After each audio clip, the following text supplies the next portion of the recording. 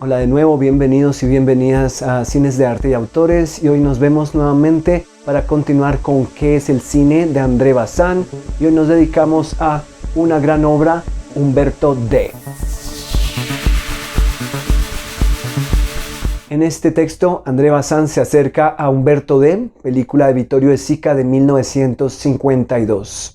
Bazin comienza el texto recordando aquella especie de controversia que desató Milagro en Milán por la mezcla que hacía entre el realismo cotidiano y la magia y las situaciones surreales. Entonces, acerca de Umberto D., dice, por el contrario, alrededor de Umberto D. se ha organizado en cambio una conspiración del silencio, una reticencia oscura y testaruda, con lo que hasta las cosas buenas que se hayan podido escribir parecen condenar el film a una estima sin eco, mientras que una especie de rabia sorda, de desprecio inconfesados a causa del pasado glorioso de sus autores, animan secretamente la hostilidad de más de una crítica. No habrá ni siquiera una batalla Umberto D. Se trata, sin embargo, de uno de los films más revolucionarios y más valientes, no ya solo del cine italiano, sino de la producción europea de estos dos últimos años, de una obra maestra que la historia del cine consagrará ciertamente, a pesar de que la distracción o la ceguera de los que aman el cine permitan que quede por el momento oscurecida en la mediocridad de una estima reticente e ineficaz.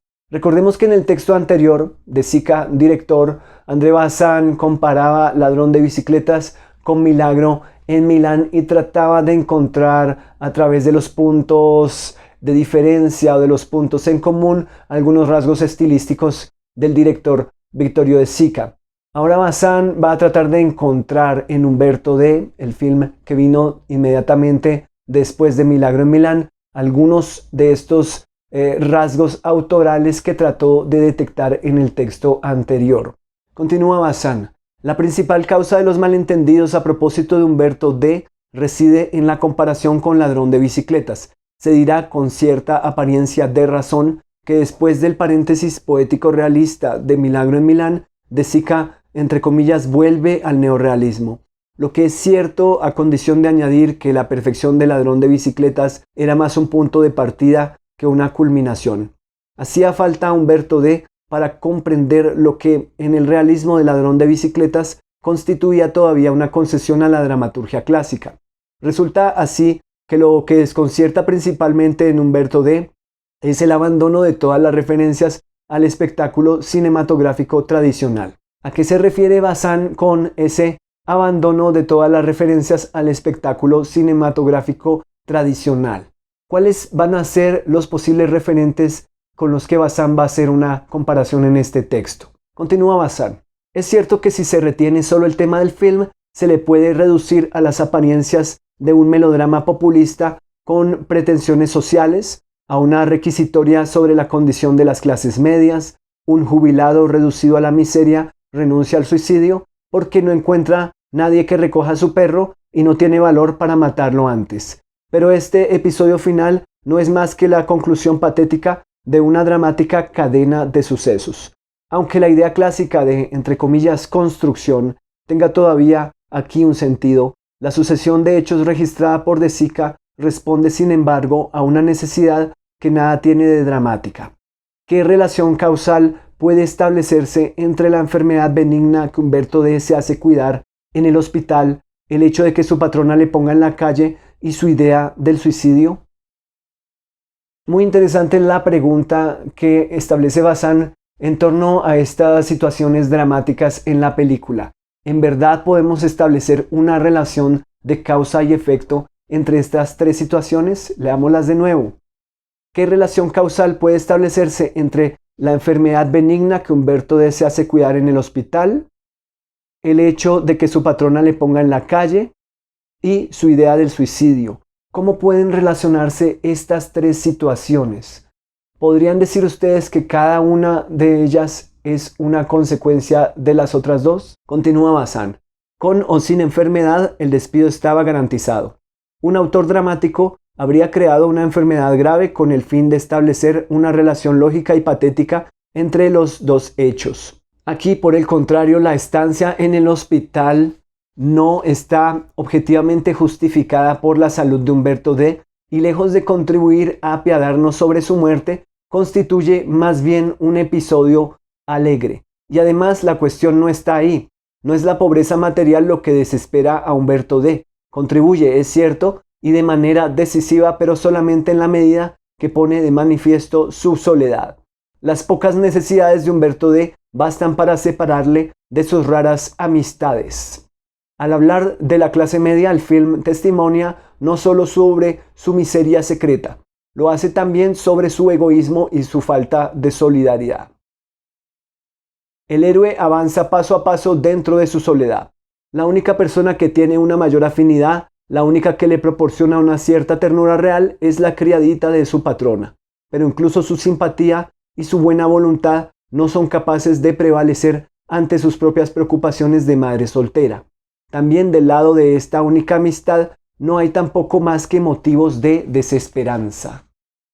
Motivos de desesperanza, dice Bazán. Tratemos de recoger estas últimas palabras para tratar de concatenar los tres hechos dramáticos que ya vimos. ¿Creen ustedes que esa, entre comillas, enfermedad benigna de Humberto D. o su idea del suicidio, creen que sean de alguna manera una consecuencia de aquella, entre comillas, desesperación que menciona Bazán? ¿Creen ustedes que aquella desesperación tiene que ver con la extrema soledad de Humberto D. o con la carencia material? ¿Consideran ustedes que es más bien una forma en la que Humberto D. quiere llamar la atención dentro de su soledad, de su egoísmo, entre comillas, como para que alguien le dedique tiempo? Recordemos que esta tentativa de suicidio y específicamente sobre las vías ferroviarias no es una idea nueva en Vittorio De Sica. Ya lo habíamos visto en I bambini ci guardano, los niños nos miran, y también lo habíamos visto en Milagro en Milán, cuando Totò salva al otro personaje de el paso del tren. En Los niños nos miran pareciera que aquella tentativa de suicidio está al menos justificada para el espectador por la situación que está sucediendo entre los padres del niño, ¿verdad? En Milagro en Milán no tenemos muy claro por qué el personaje que Totò salva quiere lanzarse al tren, pero podríamos irlo infiriendo con la situación de miseria que están viviendo los demás personajes de la recién construida comunidad, del barrio que está recién construido.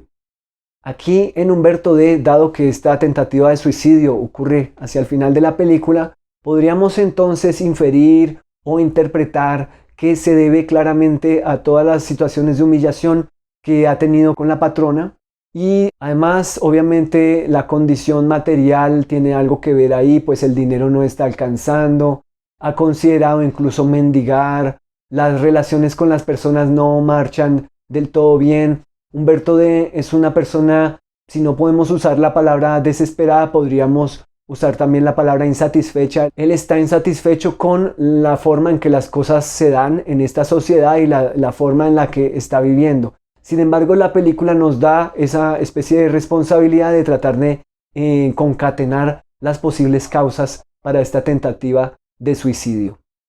Continúa Bazán. Pero he aquí que estoy cayendo ya en conceptos críticos tradicionales a propósito de un film cuya originalidad quiero probar. Si al situarse a una cierta altura sobre la historia se puede todavía distinguir una cierta geografía dramática, una evolución general de los personajes, una cierta convergencia de los argumentos, hay que precisar, sin embargo, que eso solo se consigue a posteriori. Pero la unidad de este relato fílmico no es el episodio, ni el suceso, ni el efecto teatral, ni el carácter de los protagonistas, sino una sucesión de concretos instantes vitales, sin que pueda decirse que cada uno de ellos sea más importante que el otro. Su igualdad ontológica destruye de raíz las categorías dramáticas. Una secuencia prodigiosa que quedará como una de las cumbres del cine ilustra perfectamente esta concepción del relato y por tanto de la puesta en escena. Es el despertar de la criadita que la cámara se limita a contemplar realizando sus insignificantes preocupaciones matinales, cuando anda, todavía somnolienta, por la cocina, cuando ahoga las hormigas que invaden el lavadero, moliendo el café. El cine se convierte aquí en lo contrario de, entre comillas, ese arte de la elipsis, al que demasiado fácilmente se le cree consagrado.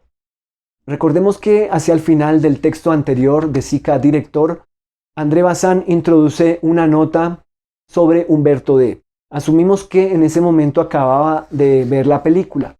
No la mencioné en el video anterior porque quería dejarla más bien para este episodio. En aquella nota Bazin resaltaba el papel de dos secuencias específicas en Humberto D, en las cuales había una concepción distinta de la idea de duración. La primera secuencia es cuando Humberto D se acuesta pensando que tiene fiebre y tienen lugar varias situaciones simultáneas dentro del mismo piso, dentro del mismo edificio. ¿Cierto? La llegada, la salida de otros personajes, otros sucesos que están teniendo lugar en aquella unidad espacio-temporal que es el mismo piso. Estamos viéndolo a él por momentos en su habitación, pero también vemos qué está ocurriendo en otras habitaciones, qué está ocurriendo en el pasillo. La segunda secuencia es el despertar de la criada, que tiene un tratamiento totalmente diferente, en mi opinión, al resto de la película. Empecemos en el punto en donde Humberto D prepara el despertador.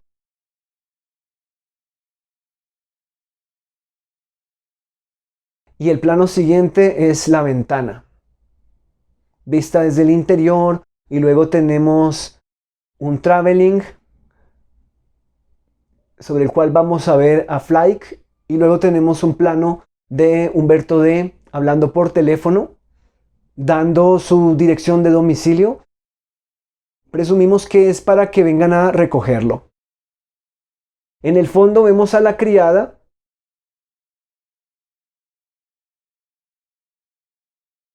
y Humberto como que le trata de decir que no se preocupe. Aquí empieza la secuencia que debemos tener en cuenta y su tratamiento específico del tiempo. Este tratamiento del tiempo es totalmente diferente al del resto de la película. Los planos van a tener mayor duración y se trata de evitar el uso de la elipsis.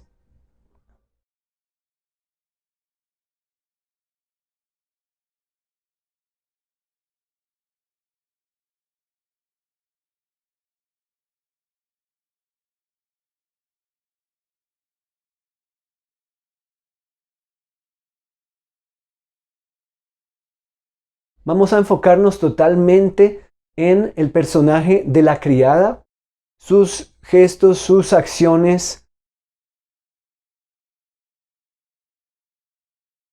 sus movimientos por el espacio, sin omitir detalles.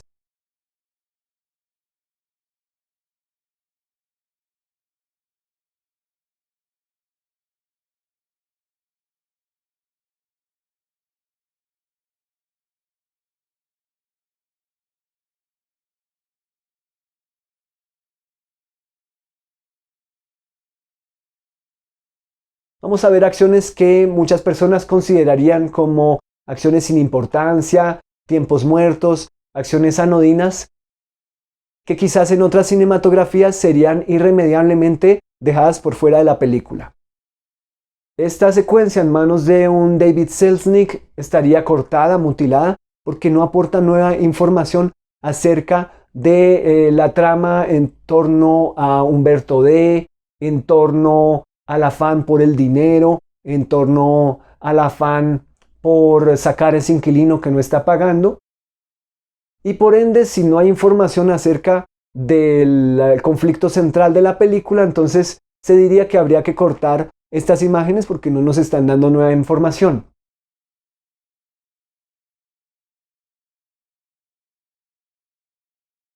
Pero al ver la secuencia debemos preguntarnos por qué fue incluida. ¿Qué es lo que nos está mostrando o revelando acerca del personaje de la criada? Este es un personaje, recordemos, que le ha contado a Humberto que ella está embarazada, que tiene aproximadamente 3 meses de embarazo, y aquí vamos a ver parte de sus acciones cotidianas.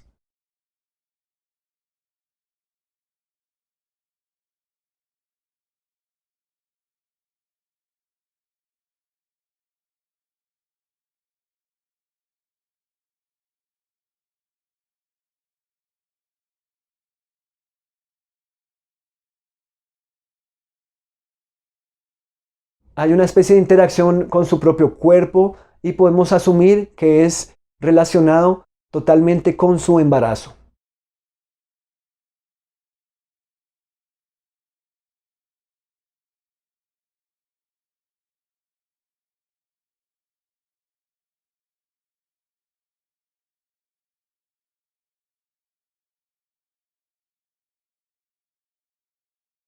Vemos que ha llorado, podemos ver que hay el rastro de las lágrimas sobre su cara.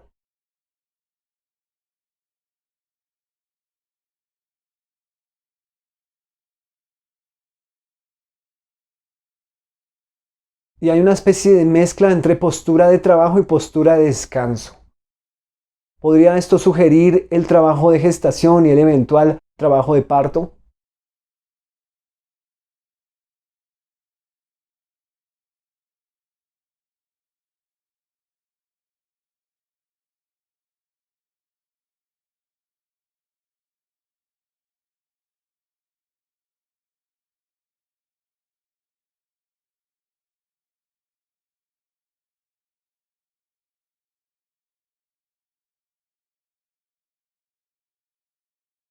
Luego abre la puerta y volvemos a quedarnos con Humberto D. Ahí finaliza la secuencia. ¿Por qué considerarían ustedes que el tratamiento del tiempo, el no uso de la elipsis, es distinto en esta secuencia al resto de la película?